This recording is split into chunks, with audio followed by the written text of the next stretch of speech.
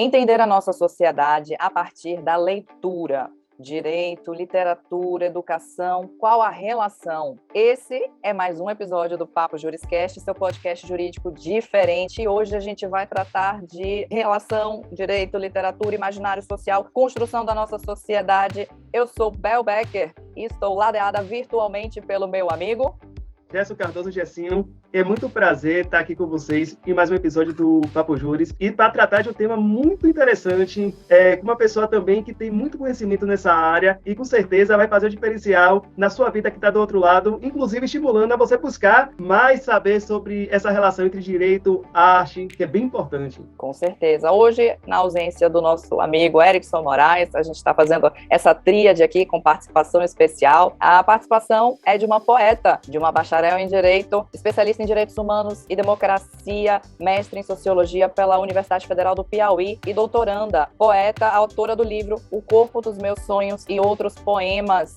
e das zines Zenite, Apiário e Melipona. Lara Matos, seja bem-vinda. Oi, gente, é um prazer estar aqui com vocês. Eu vou falar um pouco, das coisas que eu pesquiso, em especial Direito, Constitucionalismo e Literatura. Que massa, Lara. É tão importante a gente fazer essa relação, tá no nosso dia a dia. E o que a gente sempre questiona academicamente, principalmente quando a gente adota uma perspectiva decolonial, se é que conta as histórias pra gente, né? Quando a gente para pensar que as histórias contadas pra gente foram histórias escritas por pessoas brancas, que a partir das suas concepções de mundo, elas terminam transportando isso para a sociedade, é muito prejudicial, principalmente por conta do epistemicídio. A gente sabe o quanto os saberes tradicionais são apagados, principalmente os saberes oriundos dos povos e comunidades tradicionais. E quando você traz essa perspectiva de trabalho, renova nossas esperanças. Antes de você entrar aqui ao vivo com a gente, eu parei para pensar também que aqui na Bahia, de onde a gente fala, tem o próprio programa de pós-graduação em Direito da Universidade Federal da Bahia, que trabalha com Direito e Arte. Excelente. Professora Ana Flauzina está aí, ela é simplesmente assim, uma das minhas maiores referências. É muito legal. E também me chamou a atenção, no tempo de pandemia, que na própria graduação, um grupo de professores, Luciano Martinez, Antônio Sá, Pedro Lino, também começaram a trabalhar nessa perspectiva de direito e arte. Eu queria saber de você, qual é essa relação realmente existente entre direito, arte, literatura, educação? Então, primeiramente, a questão de junção, dessas disciplinas é que muitas vezes a formação de um Estado Nacional, ela corresponde também a uma forma de afirmação desse Estado Nacional que vai passar, muitas vezes, por uma profissão de fé na matéria de artes, para criar um discurso que vai legitimar. Quando se cria esse discurso numa lógica de Estado Nacional, esse discurso é unitarista e ele fomenta muitos silenciamentos. A perspectiva do direito e arte que eu trabalho é uma perspectiva emancipatória, que vai mostrar, nesses Estados Nacionais, as coisas que foram silenciadas, que foram eliminadas, foram editadas, apagadas de uma forma proposital, para legitimar essa formação de Estados,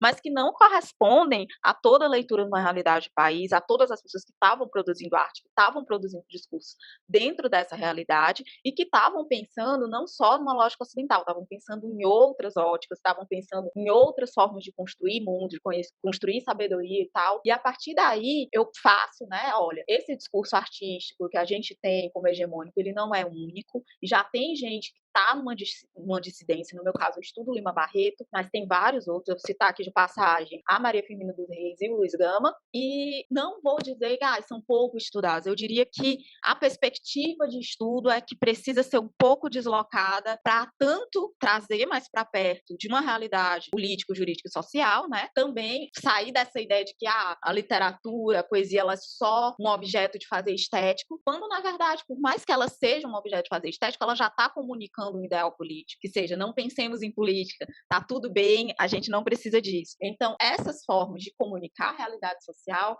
elas precisam ser estudadas de um ponto de vista que fortaleça essa questão da educação jurídica em relação à sensibilidade ao senso crítico dos discursos, porque a gente está imerso, inclusive, em legislações que são pauta de discussões em parlamento, que se a gente não tiver o senso crítico para acompanhar, para saber, a gente precisa se saber de uma historicidade historicidade, de uma forma como foi feita esse pensamento, qual a relação dessa lei com a nossa Constituição, qual a relação dela com constituições, inclusive anteriores, porque a gente tem algumas coisas que não foram revogadas, né, mas que são leis que uma vez ou outra elas estão aí, né, como precedente, como arcabouço, né, mas a gente não tem mais essa lei, mas a história do direito, a gente tem esse precedente, pode vir a ser, voltar a ser e tal.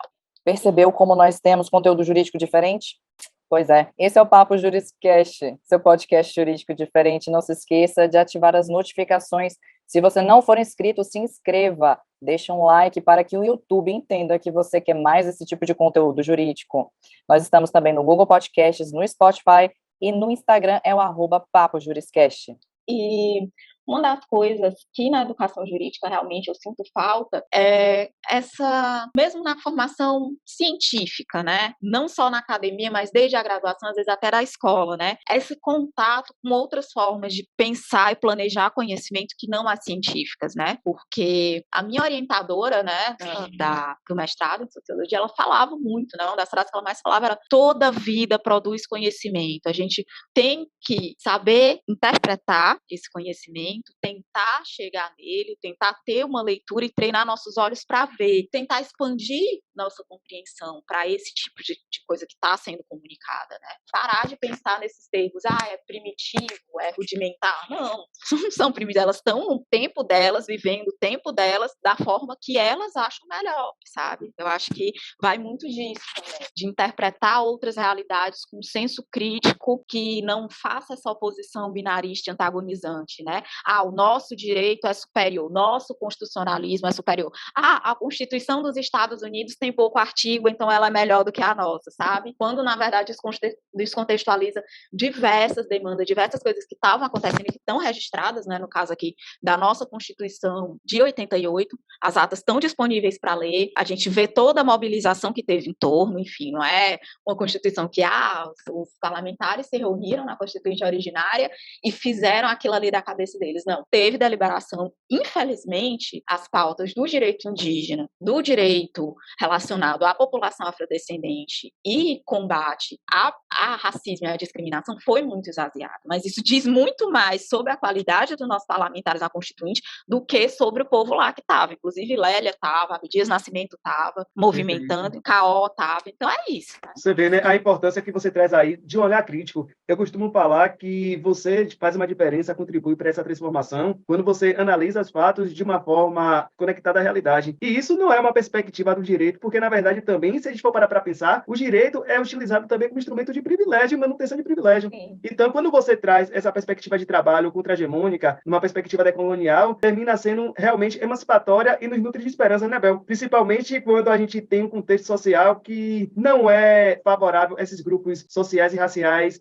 minoritários. E literatura, como você bem trouxe aí, é falar também da realidade social, política da gente, é fazer essa conexão e também é produzir conhecimento. Na sua fala, me lembrei muito de um questionamento trazido por Grada Quilomba, em Memória da Plantação. Quem é que diz que é científico ou não do que é produzido, né? Um corpo branco, masculino, que está predominantemente ainda nas universidades, e o direito precisa se conectar a essas outras disciplinas, essa transdisciplinariedade, porque assim, eu costumo falar, Bel, Lara, até comentei com o Lara nos bastidores, que o direito é aquela pessoa que a gente conhece que é bem prepotente, que gosta de se distanciar, mas no fundo é frágil. Na verdade, o escudo dela é aquela neutralidade, né? Para dizer, eu não sou uma ciência neutra, mas precisa de outras ciências, de outras literaturas para poder existir. De outros conhecimentos, né? Com certeza. Lara estava falando sobre a questão das decisões judiciais, e eu lembrei de uma passagem de Dworkin que eu até grifei aqui. Ele fala assim, que cada juiz, então, é como um romancista na corrente. Ele deve ler tudo o que os outros juízes escreveram no passado, não apenas para descobrir o que disseram, ou seu estado de espírito quando disseram, mas para chegar a uma opinião sobre o que esses juízes fizeram coletivamente, da maneira como cada um dos nossos romancistas formou uma opinião. E eu vejo muito a literatura trazendo agora essa corrente, né, de emancipatória, né, de autorreferenciação. Eu vi que, assim, nos bastidores a gente estava comentando, né, tem um autor que é o Itamar Vieira Júnior, que é um autor baiano, autor do Torto Arado, que inclusive vai sair agora, viu, gente? vai ser dramatizado. Para o ano a gente já deve ter uma produção aí teatral do Torturado. Esses personagens, né, que estão sendo trazidos na literatura, eles nos chamam a atenção para essa autorreferenciação da sociedade. Qual a importância desses personagens para estabelecer uma sociedade paradigma para o direito? Ou, pelo menos, estabelecer um novo paradigma de sociedade no direito? Então, teve realmente todo um movimento que ele é social também em relação à publicação desses autores negros, né? Porque, por exemplo, era muito difícil, né? Eu falo também enquanto poeta, enquanto pessoa que que entende um pouco de mercado editorial. Antes, realmente, você tinha muito poder na mão das grandes editoras que decidiam publicar seus originais. E hoje a gente teve uma evolução de tecnologia que já permite pessoas editarem a baixo orçamento, que já pouca tiragem, e isso contribuiu para essa revolução, né? Inclusive, uma dessas facilitações, né, foi uma das primeiras autopublicações da Conceição Evaristo, e isso era muito difícil, né? Então, por isso que já nos anos 2000, final dos 90, início dos 2000, que ela foi começar a publicar. E a partir desse momento que o mecanismo de difusão literária, de prosa literária, começa a se popularizar, essas pessoas vão escrevendo, vão fazendo, vão ter editoras menores procurando essas pessoas para dizer, olha, eu tenho como produzir, eu não garanto que seja muito vendável, mas eu tenho como te produzir por esse edital, eu tenho como fazer. E a partir disso, né, Itamar mesmo foi candidato ao Prêmio Leia, doutorado, ganhou o Prêmio Leia, e por isso foi publicado. Aí agora ele foi para Todavia, mas assim, é um movimento também social de democratização desses meios e que são, geralmente, editoras que não publicam esse conteúdo agora, só que essas editoras maiores estão voltando os olhos, que eles veem que tem mercado e tal, mas começou nas editoras pequenininhas, começou ali na Palas, começou, meu Deus, como é o nome da outra? Esqueci o nome da outra editora. São editoras pequenas que foram, né, publicando esses autores e que depois, quando as outras maiores viram, nossa, mas isso vende muito, e pegaram, né, compraram os direitos a Autêntica e a Palas, especificamente. E isso foi um boom, né, de autores, bons autores escrevendo, que tinham suas coisas engavetadas. E Itamar, depois desse prêmio, eu li quando foi o prêmio, né, porque teve muita divulgação, muito entusiasmo pra gente que lê literatura negro-brasileira, pra gente que tá, né, sempre nessa de fazer review, porque eu faço algumas, não sou crítica literária, mas eu faço algumas análises, né, em alguns sites da minha perspectiva de leitura, o que eu senti e tal. E Doutorado me chamou muita atenção porque é um livro que fala essencialmente dessa formação não só de a gente vai se organizar para fazer um direito, mas de uma formação de um ethos quilombola, que as pessoas estão se unindo em uma assembleia mesmo para decidir o que é melhor para a comunidade, e a gente vê Zeca Chapéu Grande e Severo não como personagens que, sei lá, eu tô mandando em todo mundo aqui, ele é um gestor, ele tá para ouvir as pessoas e ver o que é melhor para reivindicar os direitos e acompanhar, né, essa mudança mesmo de condição. Quando eles dizem, a gente não vai mais aceitar ficar fazendo só casa de taipa para ter que reconstruir e não usucapiar em cima desse território, sendo que a gente está morando aqui há no mínimo 50 anos. E isso é Constituição de Direito. Olha só essa definição de usucapião e essa definição né? de ser poceiro e tal. Perfeito. E, assim, tem alguns críticos que não concordam, dizem, foi um livro que ele parece toda hora tentar dando aula. Gente, mas tem que ser assim, sabe? E outra coisa, Laura, desculpe até te interromper, a discordância também decorre muito da perspectiva brancocêntrica que a gente está acostumado, né? A gente não analisa os espaços sociais de uma forma racializada. Você trazendo aí na sua fala, por exemplo, as editoras pequenas começaram a produzir, a difundir esse conhecimento que é divulgado. Isso daí, minha gente, não acontece antes, não difundia antes por conta do racismo estrutural. Tudo que é produzido vinculado à população afrodescendente, afro-indígena, é objeto de restrição. Então, a gente consegue visualizar isso na literatura, consegue visualizar isso no âmbito do direito. Basta a gente parar para pensar quais são os livros que nós somos indicados a ler durante uma graduação, entendeu? É realmente terrível. Enquanto você falava aqui, eu comecei até a passar, levantando, foi ver uns livros assim. Fiquei sentido agora que eu não peguei um que tá lá dentro, Carolina Maria de Jesus, né? Quanto o Quarto de Despejo, só uma obra dela, nos ensina, né? nos mostram que é importante a gente, de fato, conhecer o passado para que o futuro não venha a repetir. Mas, infelizmente, as narrativas que têm acontecido na atualidade mostram que a gente ainda está bem distante. Por isso que é importante também a gente acessar a essa memória, né? E essa formação também, né, com coisa que eu trabalho,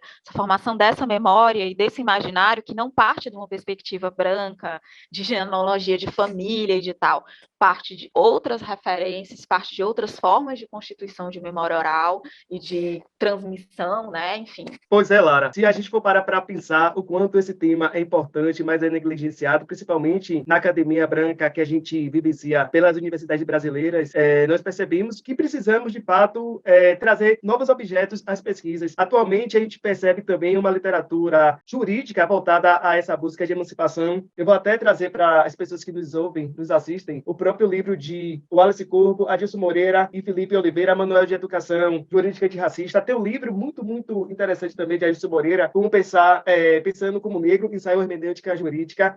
Eu acho que a transformação vai vir justamente dessa leitura que a gente tem do mundo. E quanto mais a gente se conecte a essa diversidade que faz parte do nosso povo brasileiro, nós vamos buscar cada vez mais a garantia de direitos. Outra coisa que é bem interessante é que você fala de uma terra de Esperança Garcia, né? Em 1707, salvo engano, ela redigiu uma carta para o governador do estado, narrando a violência sofrida por elas, pelos filhos, pelas pessoas que viviam aquela realidade de desumanização. E hoje, graças a Deus, a partir de uma perspectiva de reparação, a partir de um olhar decolonial, Esperança Garcia é considerada a primeira advogada no nosso país. Você, sempre vanguardista também nas suas pesquisas, nas suas abordagens, por que você escolheu trabalhar na perspectiva também de direito e arte, e qual é o objeto de estudo seu atual? Então, a minha perspectiva de trabalhar com direito e arte é porque exatamente eu fui notando essas coincidências de discurso, né? Porque na minha dissertação eu falo um pouco sobre análise de discurso, né? Falo sobre discurso racista e fui percebendo que a conexão, especialmente final do século XIX, início do século XX, do que foi produzido em literatura, estava muito comunicado com esse discurso de unidade nacional, de república nascente, do que fazer com esses escravizados ou do que não fazer, de uma total falta de menção a eles. E a partir disso eu fui pensando, nossa, mas isso não está só no direito, isso não está sendo comunicado só no discurso jurídico e não só também no discurso acadêmico da época, como Silvio Romero, como Gilberto Freire, como Nina Rodrigues. Não está, isso também está no método de formação literária e de formação artística dessa ideia dessa nação, mas também de uma contrapartida dessa ideia de nação, né? E aí, por isso, eu decidi estudar no doutorado Lima Barreto. E Lima Barreto, nessa perspectiva de um escritor que ele não vejo como a precursor do modernismo, ele é uma pessoa negra que está escrevendo de acordo com os pressupostos de uma constituição de uma literatura negra, dando espaço a uma oralidade, dando espaço à mescla de estilos literários, que depois se tornou sensação quando foi feito por pessoas brancas, e comunicando as falhas nesse discurso jurídico, nesse discurso constitucional, que não encerrava pessoas como ele, não estava discutindo as questões urgentes, as questões principalmente que ele fala no Rio de Janeiro daquela época, da higienização massiva, da expulsão das pessoas daquele centro urbano, de reformas urbanitárias feitas de uma forma autoritária, do militarismo excessivo da sociedade, que é uma reflexão também do nosso constitucionalismo, 1891. Enfim, eu fui vendo essas conexões e fui querendo estudar e relacioná-las com meus temas. E para mostrar que, olha, essas formas diversas de ver a realidade, elas não são novas. Isso está acontecendo. Não, elas sempre existiram, mas quando elas eram levadas em conta, né, eram branqueadas, como no caso do Machado de Assis, né, que é emblemático, que exigiu mesmo uma pesquisa massiva do Eduardo Assis Duarte, para dizer, olha, não, ele estava falando desde uma posição de afrodescendente, só que com outras preocupações, de outras formas, que o Lima Barreto, por exemplo, porque também tem esse reducionismo de querer comparar os dois e dizer, mas um é melhor que o outro, eles são diferentes, com propostas diferentes, mas é muito comum a gente ver até a crítica assim, insinuar que são escritores negros, então tem que partir do mesmo ponto de partida, tem que estar nos mesmos pressupostos, né? Negro é tudo igual. Então a gente também vê várias dimensões de um racismo que está nessa crítica e que está nessa interpretação social e nessa interpretação do direito. Perfeito, Laura. Antes de passar a palavra para a Bel, eu só vou fazer uma retificação. Até falei, salvo engano, a carta elaborada por Esperança Garcia foi de 1770, não foi em 1607 como eu trouxe, não. E você trouxe uma ideia que eu ia trazer também, compartilhar com a galera que está do outro lado, mas você antecipou também. Machado de Assis, para ser aceito, para ser consumido, precisou se embranquecer. É aquela história, né? Quem leva a fama é Dona Benta, quando quem produz os quitutes, as comidas maravilhosas é Tia Anastácia. Sempre foi assim, infelizmente. Essa questão da perspectiva, né? Lara, eu vou pedir licença aqui, tá? Para pegar o seu livro. Lara é autora, para quem não sabe, esse aqui é o livro dela. É O Corpo dos Meus Sonhos e Outros Poemas, né? Como eu mencionei no início.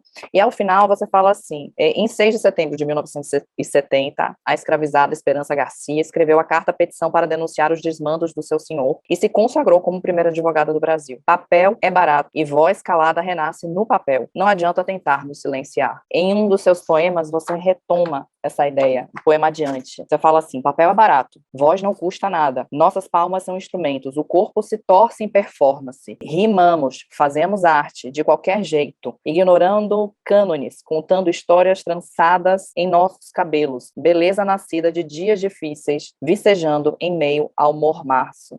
Isso de contar histórias trançadas em cabelos, isso é autorreferência, né? Dentro da literatura hoje, o que você poderia indicar, né, como obras para que a gente possa difundir mais a perspectiva dessa sociedade que a gente tenta ler, né, e que a gente tenta tanto mudar dentro do direito. Esse movimento, né, da ficção e tal, teve também uma contrapartida, como nos livros que Gerson mostrou, né, Adilson Moreira, assim, eu acho que a proposta dele de uma hermenêutica negra é fantástica, inclusive eu uno essa ideia de uma hermenêutica jurídica, a ideia da Exuêutica, que é do professor Samuel Vida, daí da Bahia, e vou costurando, né, dizer, olha, a gente tem uma imagem também, não é hermenêutica do Hermes, a gente tem Exu para fazer isso pela gente.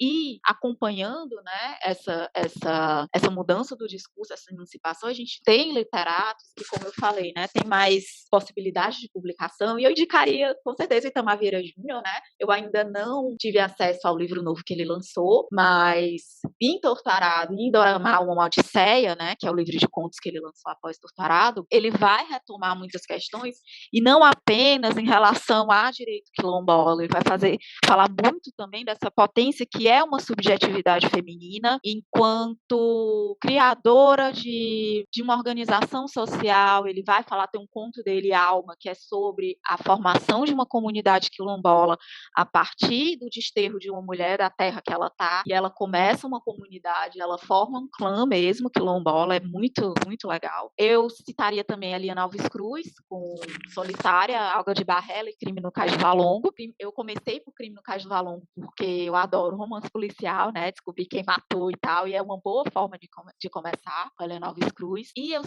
sugeriria também em poesia, né? Que eu acho que as pessoas leem pouca poesia negra, e eu sugeriria o livro de Lívia Natália, que também é daí, da UFBA, eu acho que é de 2011. Sugiro também Hoje Não Vou Lavar os Pratos, da Cristiane Sobral. Eu tenho lido também algumas coisas de autores internacionais que me chamaram muita atenção, né? Eu acho que é importante falar como ocorre uma ficcionalização de aspectos lá, mas estão com uma metáfora muito sofisticada. Eu citaria o Vitor Lavallo, né? Que ele usa a questão dos changelings, né? Daquela troca de crianças feita por elfos, feitos por fadas, e cria uma história maravilhosa sobre relações familiares centradas no amor de uma mulher, né, em relação ao personagem com sua mãe, e como essas masculinidades pretas, elas são construídas de forma problemática, e o quanto o personagem, o Apolo, ele luta contra isso, e num pano de fundo de um livro que é de terror, e assusta bastante, mas ele está trazendo discussões muito interessantes a respeito disso. Eu citaria também, olha, não é porque é o que eu estudo, mas o próprio Lima Barreto, ele é um escritor muito divertido, sabe? Ele é muito bom de ler.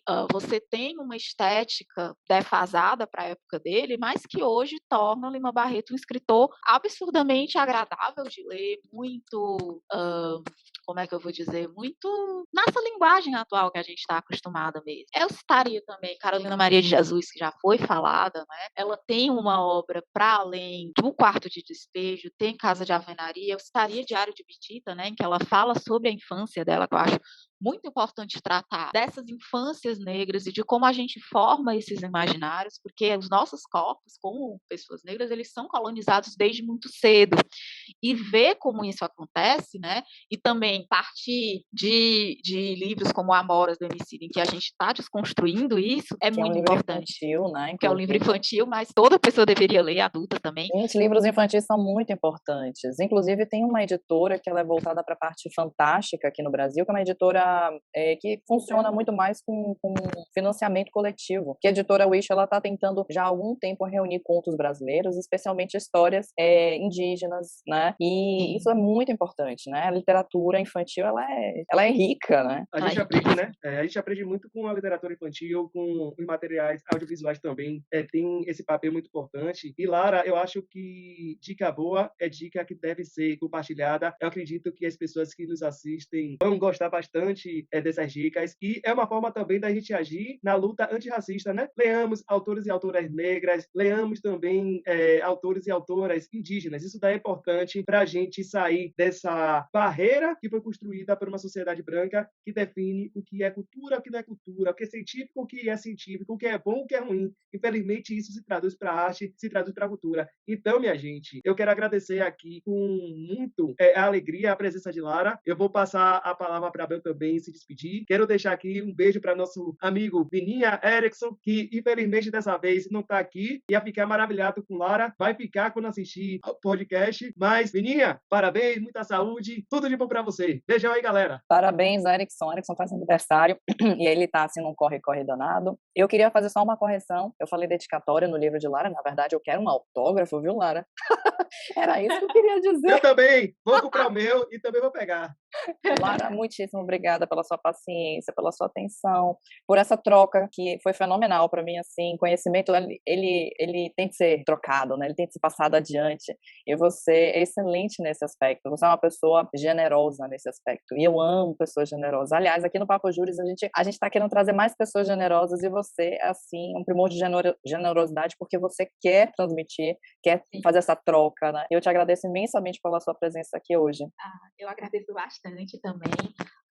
Creio que, assim, eu falei mais sobre literaturas negras e tal, porque é muito um eixo que eu gravito, mas eu tenho também muitas coisas para indicar em relação a literaturas indígenas. Em relação à literatura indígena infantil, a Eliane Potiguara, ela é excelente, e eu fico aqui também a dica e tal, e como é um pouco diferente visão e filosofia, eu posso sugerir material extra do podcast, algumas coisas de ficção indígena, de ficção infantil indígena, que são bem interessantes, embora não sejam muito a área que eu gravei academicamente, mas é uma literatura que eu também consumo. Então, assim, eu adorei estar aqui com vocês. Vou mandar um beijo de parabéns para o Erickson, não conheço ele, mas beijo, Erickson, parabéns, feliz aniversário, Taurino. E agradecer mesmo, eu adoro falar sobre o meu trabalho, eu adoro falar sobre o que eu estou fazendo, uma coisa que faz meu olho brilhar. E muito obrigada, gente, pela oportunidade. Foi um prazer. O agradecimento, o prazer e a gratidão é nossa. E para vocês que estão nos acompanhando sempre, sigam a gente nas redes sociais, acompanhem a gente nas plataformas digitais, e vocês sabem que é importante manter essa rede unida e saber que a gente não está sozinho, que tem pessoas pensando e agindo com a gente, é muito importante e faz a gente esperançar realmente por dias melhores. Até a próxima, galera. Tchau, tchau. Beijos. Beijo.